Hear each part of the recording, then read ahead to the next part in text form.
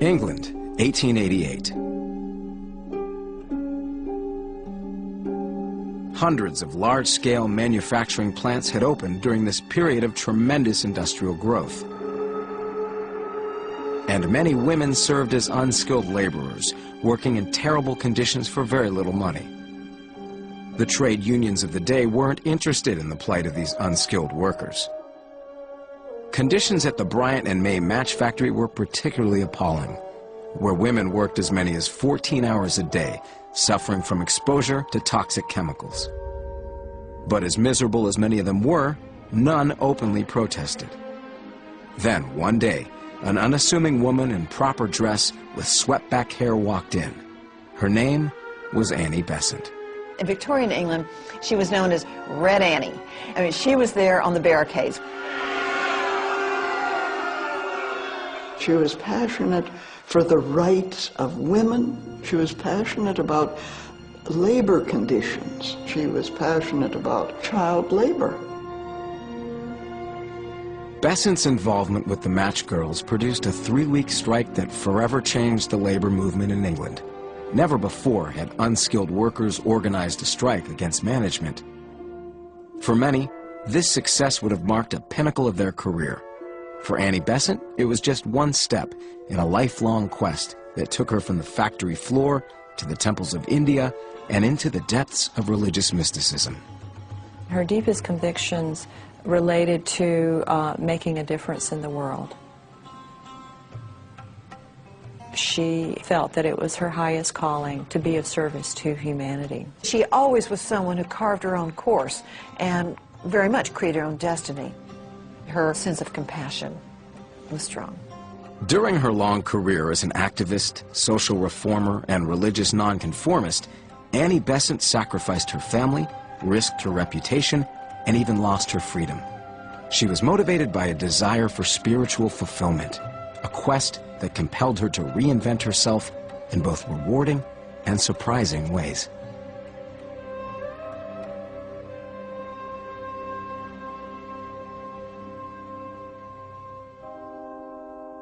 Life for middle-class Victorian women in the late 1800s was bound by rigid formality and limited possibility. For the young Annie Wood, those constraints felt like a straitjacket. She'd had a hard time accepting the status quo, even as a girl. And Annie had grown into a self-reliant and independent young woman. In that age, girls were trained to be pleasing, learn to play the piano, but not too well, speak French, but not philosophically, do a little bit of painting, just so that they were pleasing to the men around them. They could enhance their homes with social graces. Well, Besant's education was not that at all.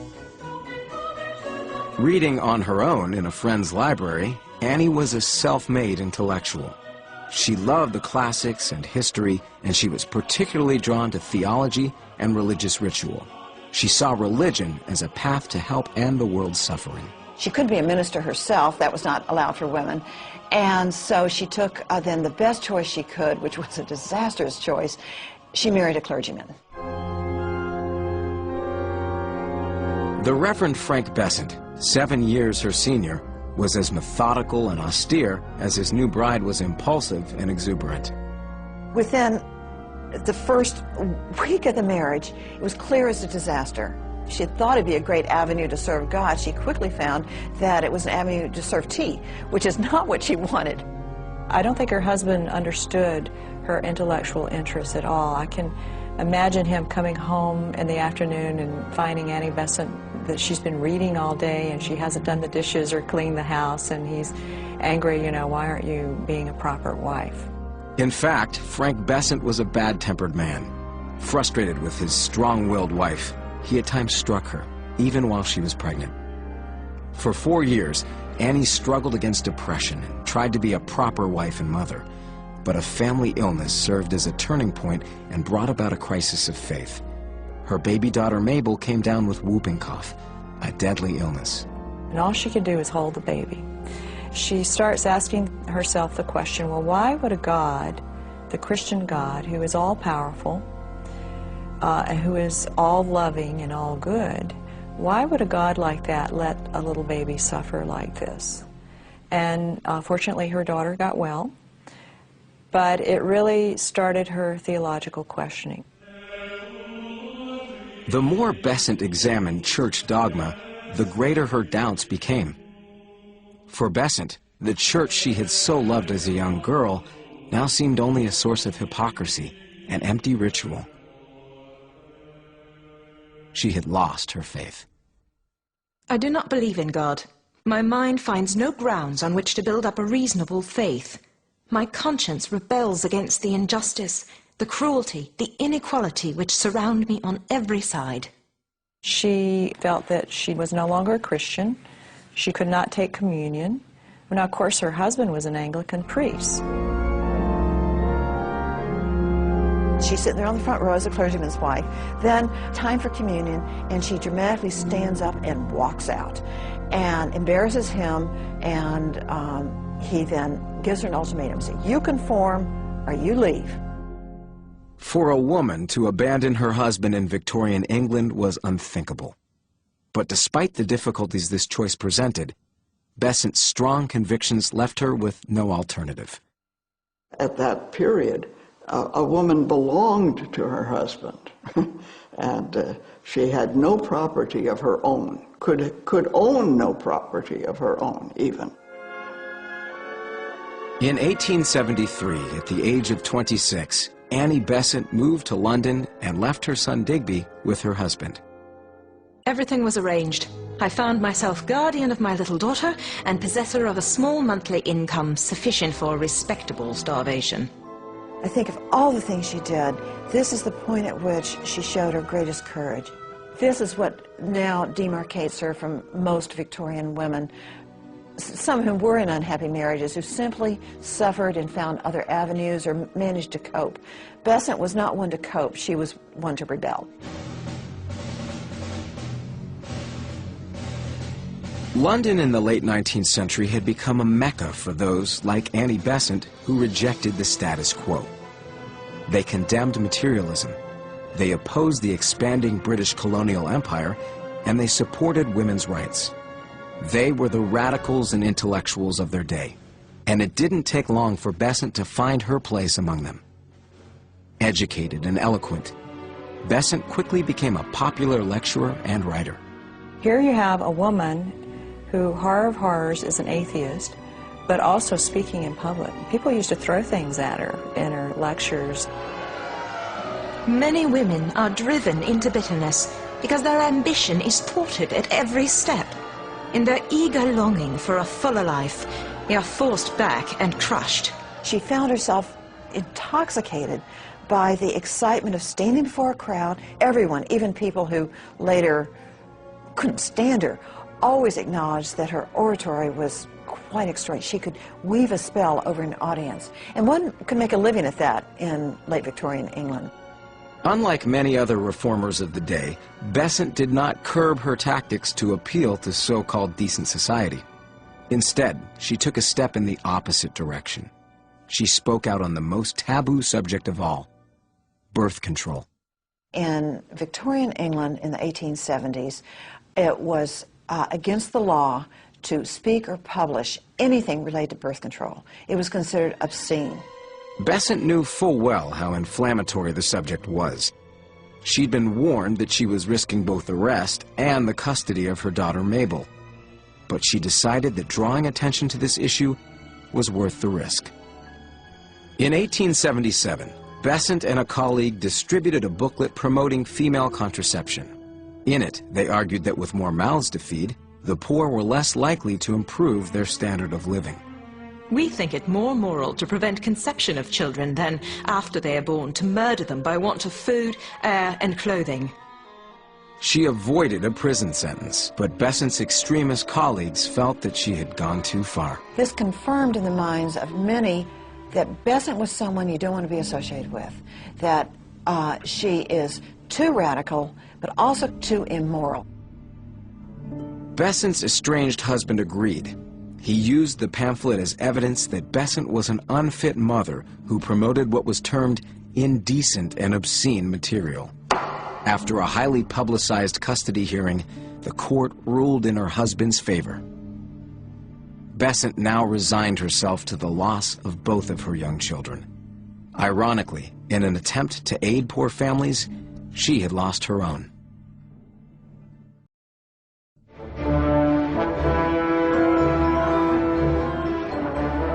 Now left with only her passion and ambition, Besant turned her attention to the plight of young women working in London's newly built factories.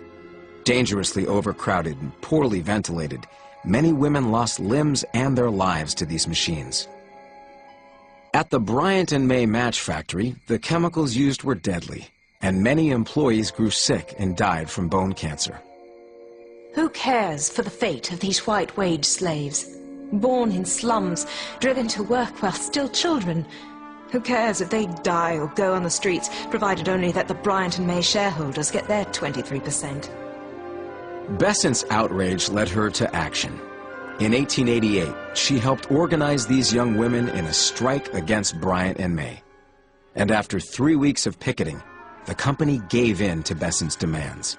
The work week was shortened, their pay was increased, and working conditions were greatly improved. The success of the strike did dramatically strengthen Besant's reputation. Those who loved her became all the more devoted to her. Those who felt that she was, Satan incarnate, now were confirmed in their belief because she was seen as destroying the fiber of English society. At 42, Annie Besant had found success helping to unionize unskilled workers, igniting open discussion on the subject of birth control, and drawing attention to the cause of women's rights. But Besant saw that, essentially, society remained unchanged.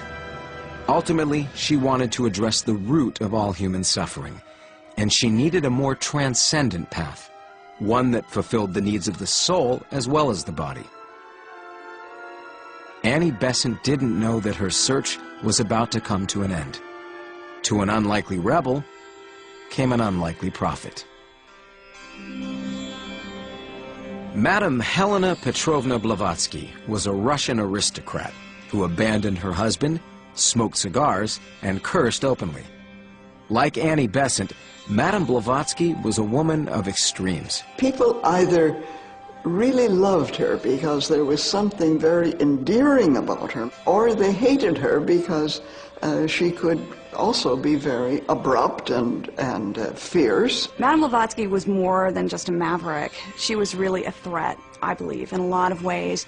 She was challenging the orthodoxy of certain Christian traditions, though she had a lot of people very upset. While in New York in 1875, Blavatsky and an American colleague, Henry Olcott, founded a spiritual organization that promoted universal brotherhood.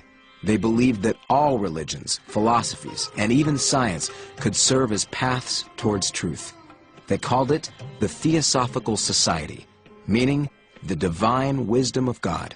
Theosophy does provide a method by which different religions can be understood in a respectful manner, can be appreciated for what it is that they have to offer. So it draws heavily on Hinduism, Buddhism, Judaism, Taoism, Gnosticism, Christianity. All of this is in there, and it takes them all very seriously, no matter what the culture. Theosophists believe that all humanity is one family. We're a brotherhood. But beyond that, if there is but one source of life, if there is one life everywhere in the universe, then that life is precious. And to destroy any part of it is to destroy ourselves. You know the famous words of the poet John Donne, "No man is an island, each one is a part of the continent." We're all part of each other. Theosophy does say that the religion that holds the special truths is Hinduism. And Theosophy incorporates as part of its core doctrines the belief in reincarnation and the belief in karma, that our actions today create our own destiny, and our actions today will determine how we are reincarnated. Blavatsky condensed her theories into a book she called The Secret Doctrine. And when it was published, it was given to Besant for review. Her radical colleagues assumed that she would disparage the book. Instead, it overwhelmed her. I was dazzled. blinded by the light in which disjointed facts were seen as parts of a mighty whole, and all my puzzles, riddles, problems seemed to disappear. I knew that the weary search was over, and the very truth was found.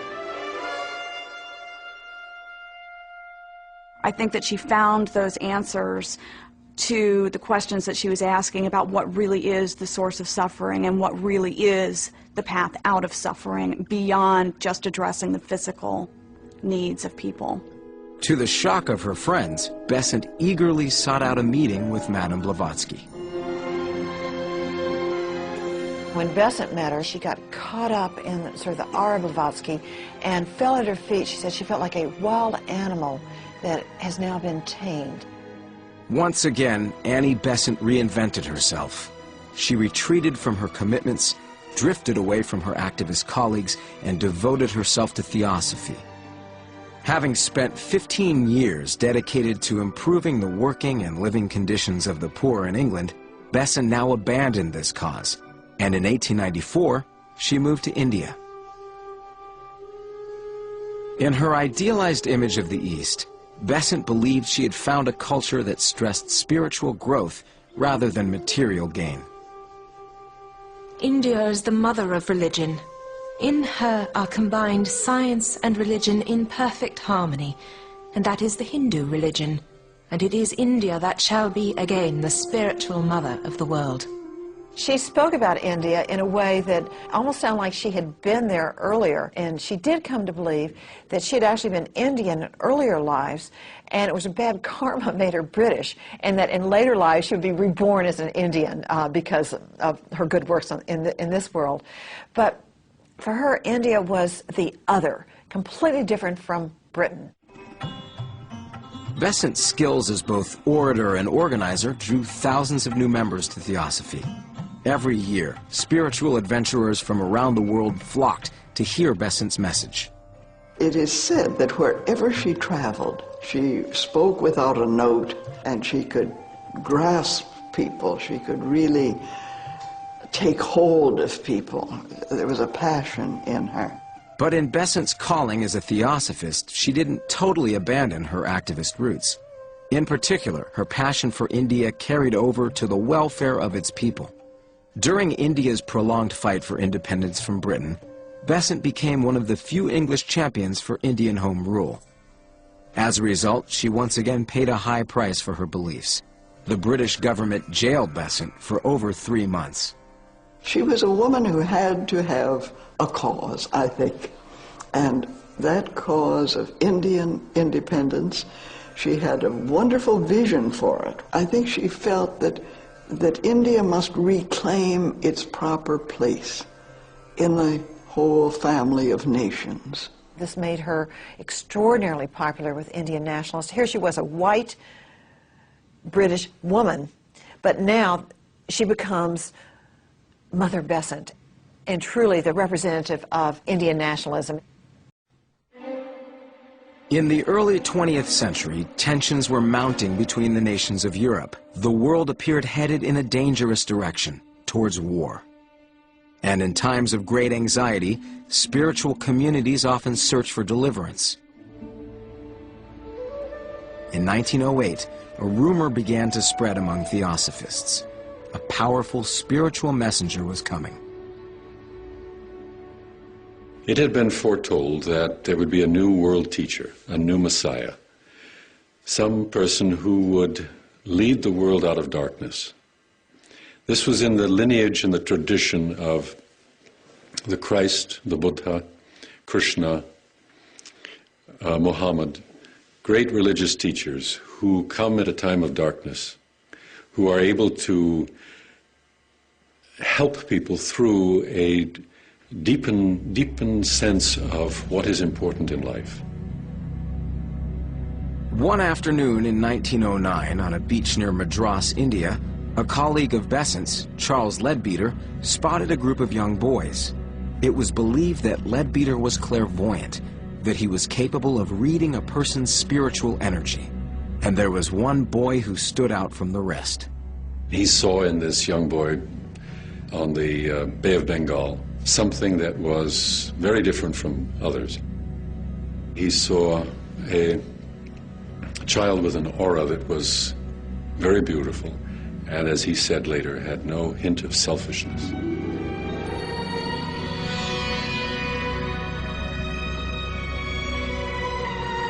Although he was malnourished and weakened from malaria, Theosophists jubilantly anointed this unlikely 14-year-old the next Messiah. His name was Jiddu Krishnamurti. Despite skepticism among Theosophists, Annie Besant believed in Krishnamurti and took over his care and education. She moved him into the Theosophical headquarters. And in an effort to retain control over the boy, Besant went a step further. She legally adopted Krishnamurti. She trained him in his role as the world teacher.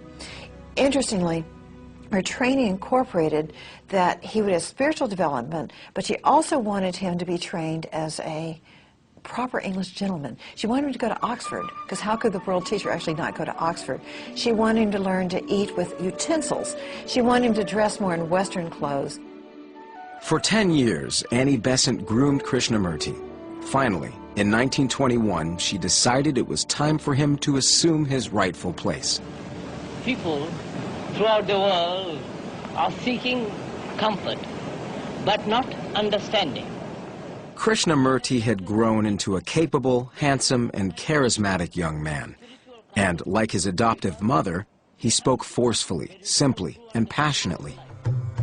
Donations to the Theosophical Society flooded in, and the world press couldn't resist covering this unusual story.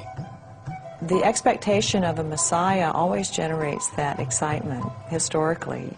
It's actually a good way to attract people to a new movement. I'm not purporting that Annie Besant did this as a PR thing. I don't mean to imply that at all. But it would have had the effect of attracting more people to the Theosophical Society. In private, Annie Besant looked after Krishnamurti as her adopted son. In public, as his devoted disciple, she was dedicated to him as her spiritual teacher. I, who have known him from his childhood, who have watched his growth, see the manhood raised into divinity, offer myself to him as disciple, rejoicing to know that I can continue to serve in reverent devotion. But as Krishnamurti matured, the bond between them was severely tested. He had grown uncomfortable with his role in the movement and felt he had become merely an icon placed on a pedestal. Just as Annie Besant had, as a young woman, rejected the role expected of her, Krishnamurti now rejected his. Organizations cannot make you free or develop the inner man. No man from outside can make you free. In 1929, to the surprise of everyone, Krishnamurti declared his intention to separate himself from Theosophy and go off on his own.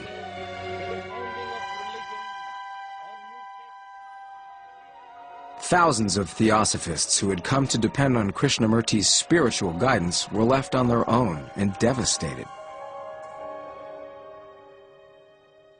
For Annie Besant, the news was stunning. In private, she was shattered and confused. In public, Besant remained stoic and maintained her faith in Krishnamurti's divine wisdom.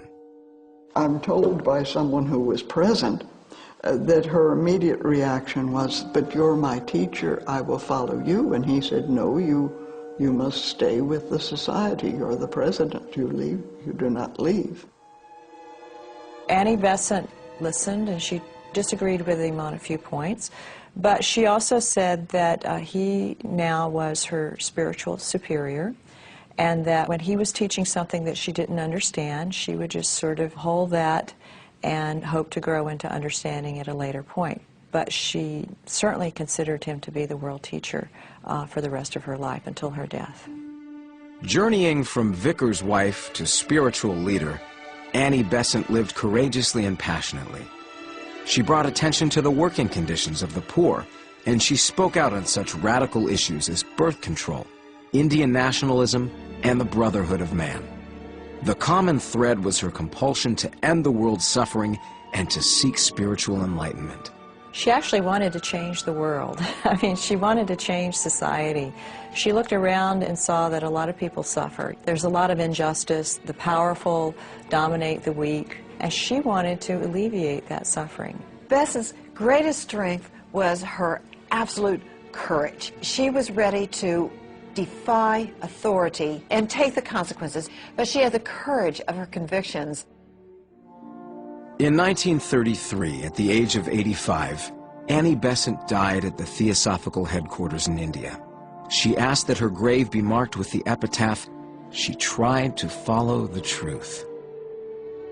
I would say to those of you who are young today, look forward to a future full of nobler tasks that you may do, that we have left undone. Never forget that life can only be nobly inspired and rightly lived if you take it bravely and gallantly as a splendid adventure.